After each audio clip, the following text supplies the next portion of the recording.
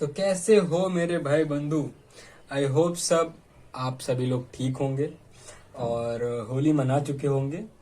और ये वीडियो आप होली के बाद ही मनाने के बाद ही देख रहे होंगे। तो मेरी तरफ से आपको हैप्पी होली। ठीक है। और कमेंट बॉक्स में अगर आपको कुछ कहना हो तो आप वो कह सकते हैं। ठीक है, कि आपकी होली कैसी गई, कैसे मनाया आपने होली, किसके साथ मनाया, तो आप वो सब कमेंट बॉक्स में लिख सकते हैं। और आई होप सो आप हमारा लेक्चर नंबर 1 अटेंड कर चुके होंगे, जिसके अंदर हम लोग ने जीओसी के पहले चैप्टर को क्लास 11 के चालू किया था, some basic concept of organic chemistry. ठीक है, तो आज हम उसी पार्ट को कंटिन्यू करेंगे और लेक्चर नंबर 2 आपके सामने हम पेश करते हैं। ठीक है, और लेक्चर नंबर 2 में हम आगे के कुछ टॉपिक को कवर करेंगे। ठीक है, तो लेट्स स्टार्ट द लेक्चर। तो जैसे कि हम लोग ने लेक्चर नंबर 1 के एंड में देखा था कि किस तरीके से हाइब्रिड ऑर्बिटल डिफरेंट स्ट्रक्चर्स और डिफरेंट शेप्स को फॉर्म करते हैं। ठीक है, तो आज हम उसी हाइब्रिडाइजेशन के बारे में और उसके फीचर के बारे में थोड़ा सा जानेंगे। ठीक है, तो आज हमारा पहला टॉपिक होगा फीचर्स ऑफ हाइब्रिडाइजेशन।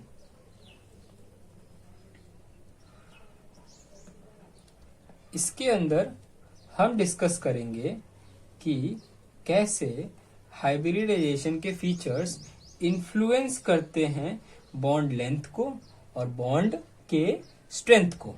ठीक, कितना ज्यादा बॉन्ड का लेंथ होगा और उसकी स्ट्रेंथ कितनी ज्यादा होगी, वीक होगा कि स्ट्रांग होगा, और कैसे ये डिटरमाइंड होता है। ठीक है, तो जैसा कि हम लोग ने पिछले वाले लेक्चर के अंदर देखा था कि हमने 3 हाइब्रिड ऑर्बिटल को डिस्कस किया था, sp3, sp2 एंड sp, जिसमें sp3 का फॉर्मेशन करता है एल्केन। sp3 हाइब्रिडाइजेशन या फिर sp3 हाइब्रिड ऑर्बिटल हमें एल्केन के अंदर देखने को मिलता है, sp2 हमें एल्कीन के अंदर देखने को मिलता है और sp एल्काइन के अंदर देखने को मिलता है। ठीक है, अब इसमें ये देखिए कि जैसा कि मैं बताया है कि हाइब्रिडाइजेशन इन्फ्लुएंस करता है। क्या? इट इन्फ्लुएंस किस चीज को? 2 चीज को। पहला चीज क्या है? बॉन्ड के लेंथ को और बॉन्ड के स्ट्रेंथ को। ठीक है, अब एक बात यहां जानिए कि जो बॉन्ड की जो स्ट्रेंथ है ना, वो एस कैरेक्टर पे डिपेंड करता है। ठीक है, s character is directly proportional to the bond strength. जितना ज्यादा आपका एस कैरेक्टर होगा उतना ही ज्यादा आपका बॉन्ड लेंथ होगा, या फिर जितना कम आपका एस कैरेक्टर होगा उतना ही कम आपका बॉन्ड का लेंथ होगा। अब देखते हैं कि किस हाइब्रिड ऑर्बिटल के अंदर इन तीनों में से किसका बॉन्ड स्ट्रेंथ ज्यादा है या फिर किसका बॉन्ड लेंथ ज्यादा है। उससे पहले बॉन्ड स्ट्रेंथ और बॉन्ड लेंथ के बीच में रिलेशन देख लीजिए क्या है। तो bond strength is inversely proportional to the bond length. क्या मतलब है भैया इसका? देखिए, तो बॉन्ड स्ट्रेंथ अगर जिसका ज्यादा होगा उसका जो लेंथ होगा बॉन्डिंग का वो शॉर्टर होगा, और जिसका कम होगा बॉन्ड स्ट्रेंथ उसकी बॉन्ड लेंथ ज्यादा होगी। ठीक है, और बॉन्ड स्ट्रेंथ अभी देखा हम लोग ने कि एस कैरेक्टर के प्रोपोर्शनल है। तो क्या होगा, sp3 के अंदर, sp2 के अंदर और sp के अंदर हम देखेंगे कितना ज्यादा एक्स कैरेक्टर है। उसी हिसाब से हम देखेंगे किसकी बॉन्ड स्ट्रेंथ ज्यादा होगी या किसकी बॉन्ड लेंथ ज्यादा होगी। ठीक है, देखते हैं। तो sp3 के अंदर आप खुद देख सकते हैं कि p के 3 ऑर्बिटल इंक्लूड है। ठीक है, ठीक है, p के अंदर 3 ऑर्बिटल उसके इंक्लूड है। ठीक है, 3 p के ऑर्बिटल इंक्लूड है, और इसके अंदर 2 p के ऑर्बिटल इंक्लूड है और इसमें 1 p ऑर्बिटल इंक्लूड है। ठीक है, तो इस हिसाब से s कैरेक्टर sp3 के अंदर 25% होगा, ठीक है, और p होगा 75%। सिंपल मैथ है, ठीक है। और क्या इसके अंदर s कैरेक्टर sp2 के अंदर 33% होगा और p कैरेक्टर 66% होगा, और sp के अंदर दोनों इक्वली अमाउंट में क्या होंगे, प्रेजेंट होंगे, p भी 50%, s भी 50%। अब आप यहां देख सकते हैं कि sp2 क्या आ रहा है, इंटरमीडिएट आ रहा है। इंटरमीडिएट मतलब sp3 और sp के बीच का इंटरमीडिएट फॉर्म कर रहा है sp2, ठीक है। इसीलिए हम sp2 को इंटरमीडिएट ऑर्बिटल भी बोल सकते हैं, ठीक है, इंटरमीडिएट हाइब्रिड ऑर्बिटल भी बोल सकते हैं, ठीक है, जो कि किसके बीच में प्रेजेंट हो रहा है, sp3 और sp के बीच में, ठीक है। ये हो जाता है बात। अब इस हिसाब से हम क्या नोटिस कर सकते हैं कि sp का जो बॉन्ड होगा वो होगा शॉर्टर, और इस हिसाब से तो उसका जो बॉन्ड का क्या स्ट्रेंथ होगा वो होगा स्ट्रॉन्गर। बॉन्ड स्ट्रेंथ इसका स्ट्रॉन्गर होगा। उसी हिसाब से जो sp3 होगा उसका बॉन्ड लेंथ क्या होगा, लार्जर होगा, और बॉन्ड की स्ट्रेंथ जो होगी वो वीक होगी। और sp2 जैसे मैंने बताया इन दोनों के बीच का है, मतलब इंटरमीडिएट है, ठीक है, इंटरमीडिएट है। ना इसकी बॉन्ड लेंथ ज्यादा होगी ना कम होगी, और जो बॉन्ड स्ट्रेंथ होगा वो भी इंटरमीडिएट आएगा, मतलब ना ज्यादा स्ट्रांग होगा ना ज्यादा वीक होगा, ठीक है। तो ये चीजें हम लोगों ने देख ली, ठीक है। अब एक और बात आती है कि इलेक्ट्रोनेगेटिविटी किसकी ज्यादा होगी, ठीक है। तो इलेक्ट्रोनेगेटिविटी के ऊपर थोड़ा डिस्कस कर लेते हैं। तो इलेक्ट्रोनेगेटिविटी भी क्या है, एस कैरेक्टर के ऊपर डिपेंडेंट है, ठीक है, कि वो भी डायरेक्टली प्रोपोर्शनल है एस कैरेक्टर के ऊपर। तो इस हिसाब से EN SP का सबसे ज्यादा होगा क्योंकि इसके अंदर सबसे ज्यादा एस कैरेक्टर मौजूद है। उसके बाद इंटरमीडिएट आएगा अपना sp2, उसके बाद आएगा अपना sp3। इतना क्लियर है। अब आगे बढ़ते हैं। ये देख लिया हम लोग ने कि कैसे हाइब्रिडाइजेशन बॉन्ड लेंथ और बॉन्ड स्ट्रेंथ को इन्फ्लुएंस कर रहा है और किस प्रकार से इन्फ्लुएंस कर रहा है वो देख लिया, ठीक है, कि क्या मैटर कर रहा है हाइब्रिड ऑर्बिटल के अंदर कि उसका बॉन्ड लेंथ और बॉन्ड स्ट्रेंथ इन्फ्लुएंस हो जा रहा है। क्या इफेक्ट कर रहा है उसका एस कैरेक्टर, ठीक है। तो इतनी चीजें देख ली हम लोग ने। अब आगे बढ़ते हैं। अब क्या हो रहा है, जैसा कि मैंने बताया कि हाइब्रिड ऑर्बिटल फॉर्म करते हैं क्या, डिफरेंट शेप और डिफरेंट स्ट्रक्चर्स को, और बॉन्ड को फॉर्म कर रहे हैं। अब हाइब्रिडाइजेशन के वजह से कार्बन के अंदर, जैसे हमें पता है कार्बन के अंदर दो टाइप का क्या मौजूद है, कोवेलेंट बॉन्ड मौजूद है, ठीक है, 2 टाइप्स ऑफ कोवेलेंट बॉन्ड मौजूद है जब कार्बन बॉन्डिंग करता है किसी भी एटम्स के साथ, ठीक है। कोवेलेंट बॉन्ड क्या कर रहा है कि वो शेयरिंग कर रहा है, ठीक है, इलेक्ट्रॉन को शेयर कर रहा है ना कि डोनेट कर रहा है, ठीक है। तो एक बनता है सिग्मा बॉन्ड, एक बनता है पाई बॉन्ड, ठीक है, sigma bond and pi bond. इन दो बॉन्ड की फॉर्मेशन होती है जब भी दो ऑर्बिटल आपस में बॉन्डिंग करते हैं, ठीक है।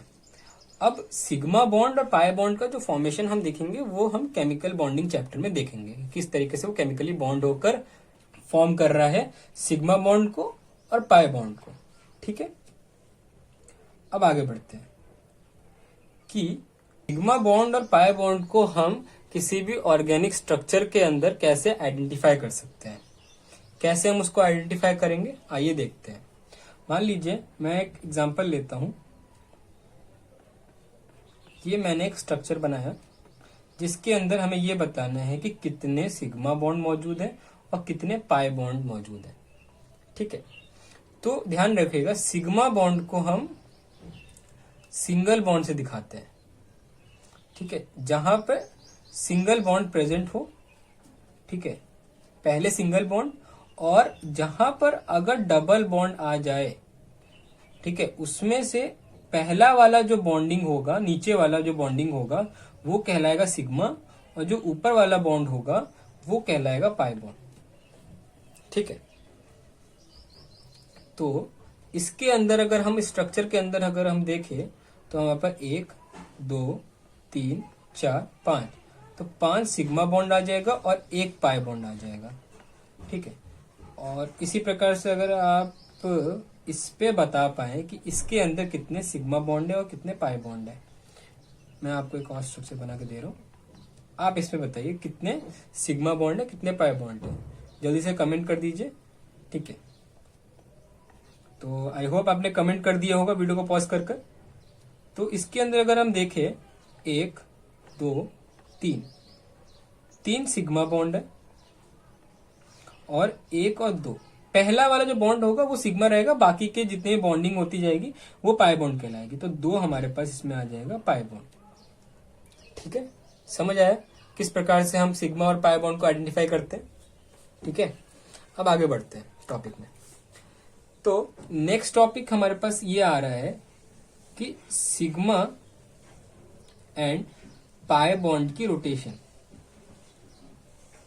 कि कौन सा बॉन्ड रोटेट हो पाएगा अपने एक्सिस के थ्रू और कौन सा बॉन्ड नहीं रोटेट कर पाएगा।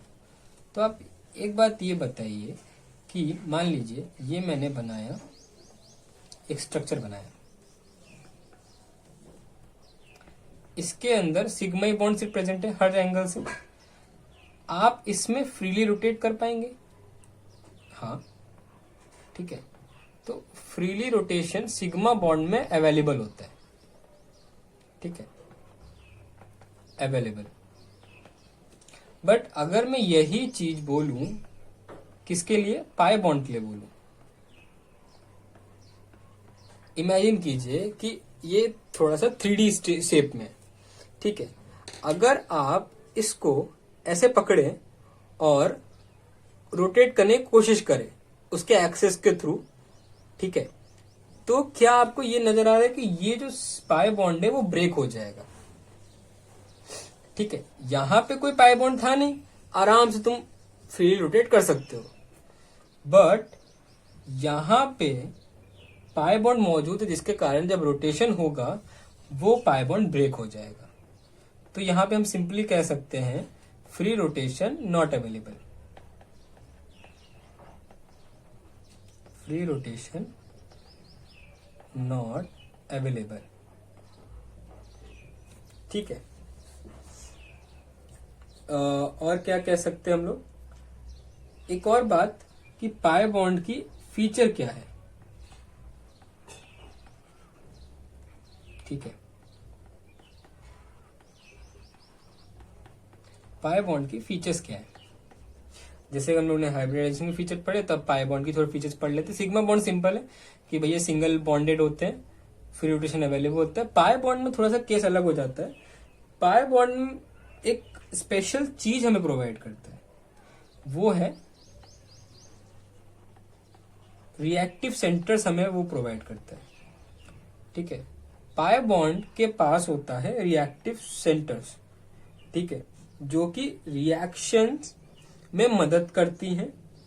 क्योंकि रिएक्टिव सेंटर क्यों मदद दे रहा है वो, क्योंकि इसके पास मल्टीपल बॉन्डिंग होती है, मल्टीपल बॉन्ड्स इसमें प्रेजेंट होते हैं। ठीक है, देखिए यहाँ पर मान लीजिए ये मैंने बताया था, यहाँ पे 1 पाई बॉन्ड है, यहाँ पर 2 पाई बॉन्ड है। तो यहाँ पे क्या होगा, जब भी कोई भी रिएक्शन होगा तो पाई बॉन्ड ब्रेक होगा, वहां पे इलेक्ट्रॉन की डेंसिटी कम हो जाएगी। तो इलेक्ट्रॉन डेंसिटी बढ़ाने के लिए वहां पे कोई भी सब्सटेंस आके उधर आके अटैच हो जाएगा। ठीक है, रिएक्टिव सेंटर से आप एक और सेंस लगा सकते हैं कि मान लीजिए कभी पाई बॉन्ड ब्रेक हुआ तो वहां पे 2 चीज हो सकता है, इलेक्ट्रॉन की डेंसिटी को कम भी कर देगा वो, या फिर इलेक्ट्रॉन डेंसिटी को बढ़ा भी देगा। ठीक है, पाई बॉन्ड जब भी ब्रेक करेंगे तो इलेक्ट्रॉन की डेंसिटी दूसरे वाले कार्बन के ऊपर ट्रांसफर हो जाएगी। ठीक है, यहां से अगर मैं पाई बॉन्ड ब्रेक करूं तो इस वाले कार्बन के ऊपर अगर मैं ब्रेक करता हूं तो यहां पर इलेक्ट्रॉन की डेंसिटी बढ़ जाएगी, जो कि एक रिएक्टिव पार्ट बन जाएगा जब भी कोई भी मॉलिक्यूल अटैच होना चाहेगा। तो इस हिसाब से ये रिएक्टिव सेंटर बन जाएगा। पर यहां पर आप ब्रेक नहीं कर सकते इजिली, यहां पर अगर बॉन्ड ब्रेक होगा तो अलग अलग हो जाएगा, यहां पे कोई रिएक्टिव सेंटर फॉर्म नहीं होगा, पर पाई बॉन्ड के केस में फॉर्म होगा। ठीक है, इसीलिए पाई बॉन्ड बहुत इंपॉर्टेंट है। जब भी हम आगे जब रिएक्शन मैकेनिज्म देखेंगे तो पाई बॉन्ड को ही हम ब्रेक करते हुए देखेंगे, या फिर रेजोनेंस, अभी एक हमारा टॉपिक आएगा उसके अंदर देखेंगे कैसे रेजोनेंस कर रहा है पाई बॉन्ड। ठीक है, सिग्मा बॉन्ड के अंदर भी रेजोनेंस होता है, बट पाई बॉन्ड के अंदर बहुत सारे केसेस आते हैं, तो हम वो भी डिस्कस करेंगे। ठीक है, तो आई होप आपको ये लेक्चर अच्छे समझ आया होगा, जितने टॉपिक आज हम लोगों ने कवर किए हैं। तो सिंपली आपको काम करना होगा कि हमारे टेलीग्राम पे जाएंगे तो वहां पर क्या होगा, आपको नोट्स मिल चुके हैं जीओसी का। ठीक है, जीओसी का मैंने पार्ट 1 डाल दिया है। ठीक है, पीडीएफ फॉर्मेट में। ठीक है, जितना हम कवर करेंगे अभी इन 2-4 लेक्चर के अंदर, उतना पार्ट मैंने अभी भेजा है। उसके बाद हम जो टॉपिक चालू करेंगे वो नॉमेनक्लेचर होगा। ठीक है, नॉमेनक्लेचर के मैं नोट्स डाल दूंगा उसके अंदर अभी कुछ दिनों के अंदर। ठीक है, फिर हम जब नॉमेनक्लेचर चालू करेंगे तो आप वहां से उसके नोट्स बना लेंगे। ठीक है, टेलीग्राम से। और अभी जीओसी के बना लीजिए नोट्स, जितना मैं अभी पढ़ाऊंगा। ठीक है, उसके बाद नॉमेनक्लेचर में चालू करेंगे, उसके बाद हम आइसोमेरिज्म, उसके बाद रेजोनेंस, उसके बाद हम क्वालिटेटिव क्वांटिटेटिव प्रॉपर्टीज के बारे में पढ़ेंगे, एनालिसिस करेंगे, ये सब करेंगे। तब तक के लिए बाय एंड थैंक यू।